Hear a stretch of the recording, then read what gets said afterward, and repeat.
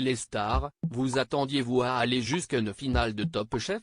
Louise Bourra, absolument pas. Ce n'était même pas mon objectif. Je ne voulais simplement pas être éliminé en premier, histoire de ne pas avoir fait tout ce chemin pour rien. J'ai pris chaque semaine comme elle venait. Et à chaque fois, j'étais surprise d'être encore là. Dans quel état d'esprit étiez-vous à l'approche de cette ultime épreuve? On a eu un petit mois entre le tournage de la demi-finale et celui de la finale, donc c'était un retour à la vie réelle. Je travaillais dans mon restaurant. De nature, je vis le moment présent, je ne me projette jamais. Donc j'étais très détaché, parce que occupé. Comment avez-vous préparé votre menu de finale? Je l'ai préparé le dernier jour possible. Je marche vraiment à l'urgence. Je n'ai pas pu travailler véritablement mon menu, contrairement à Arnaud qui, je crois, s'est entraîné 2 ou 3 fois à grandeur nature. Donc j'ai cuisiné mes plats signatures que je sers dans mon restaurant depuis des années et qui fonctionnent bien. En revanche, je ne les avais peut-être pas pensés pour 80 personnes. Ce n'était pas le meilleur truc à faire, rire. Louise Bourra, quand Hélène Darroze m'a dit avoir appris à mes côtés, je ne savais plus où me mettre lors de la demi-finale, Hélène Darroze a dit avoir appris à vos côtés. À ce moment-là, vous êtes-vous dit que vous aviez déjà tout gagné? Je me l'étais déjà dit bien avant cela, rire. Si est-il un peu intimidant. Je ne savais plus où me mettre, rire. Si est hyper touchant. Ce sont des mots que je garde très près de mon cœur. Ça m'a beaucoup touché. Auriez-vous aimé être coaché par un autre chef ou vous ne pouviez pas rêver meilleur chef de brigade? Je ne changerai pas la façon dont les choses se sont déroulées. Mais j'aurais appris et aimé être aux côtés de chacun des chefs. J'aurais aimé faire une aventure avec chacun d'eux. Je les apprécie tous et aurais pu apprendre de chacun. Après, dès le début, mon intuition m'a mené vers Hélène Darroze, et vice-versa.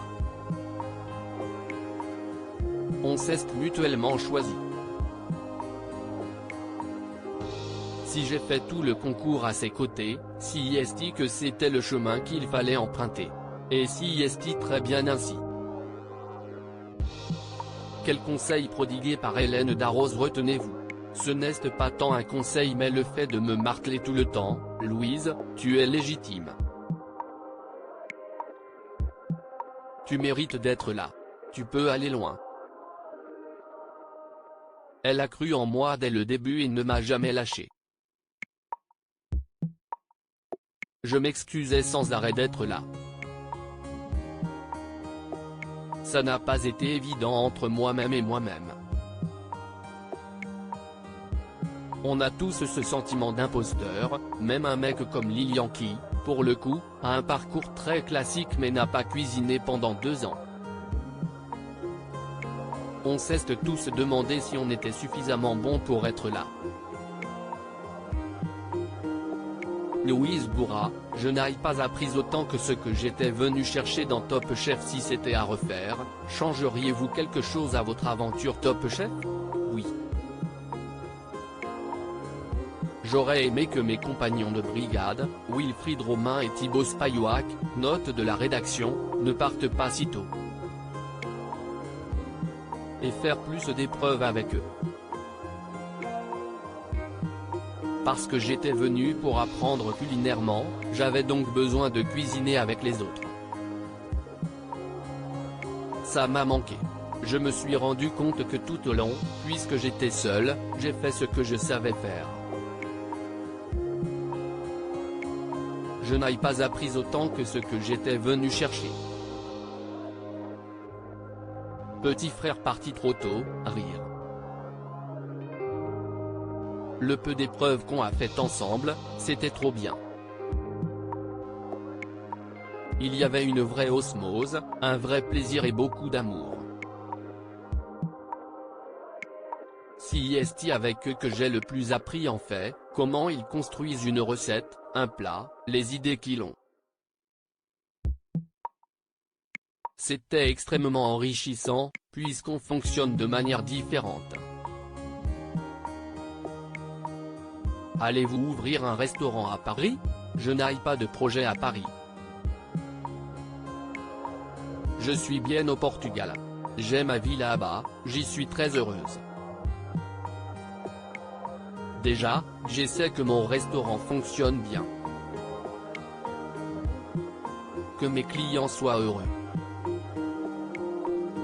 Que mon équipe soit heureuse. Que moi, je sois heureuse aussi. Mais je ne me vois pas en France.